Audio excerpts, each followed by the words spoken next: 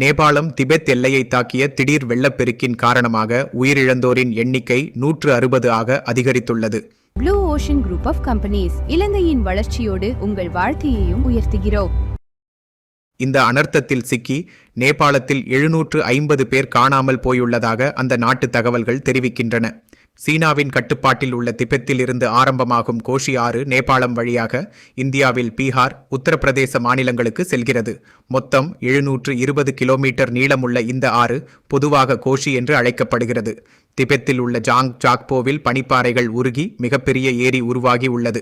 கடல் மட்டத்திலிருந்து 26,286 அடி உயரத்தில் உள்ள இந்த ஏரியில் நேற்று திடீரென உடைப்பு ஏற்பட்டது.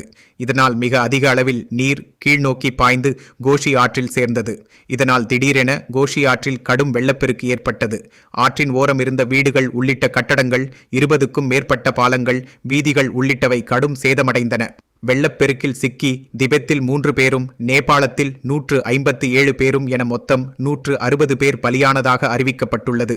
மேலும் 750 பேர் மாயமாகி உள்ளனர். இதில் தமிழகத்தில் இருந்து சுற்றுலா சென்ற 57 பேரும் அடங்குவர். நீரில் சிக்கியுள்ளவர்களை மீட்பதற்காக 15க்கும் மேற்பட்ட ஹெலிகாப்டர்களை நேபாள இராணுவம் பயன்படுத்தியுள்ளது. அவசரகால மீட்பு நடவடிக்கைகள் குறித்து நேபாள பிரதமர் பாலேந்திர ஷா அமைச்சர்கள் மற்றும் அதிகாரிகளுடன் ஆலோசனை நடத்தினார். இதற்கிடையே தேவையான உடனடி நடவடிக்கைகள் எடுக்க சீன ஜனாதிபதியும் உத்தரவிட்டுள்ளார்.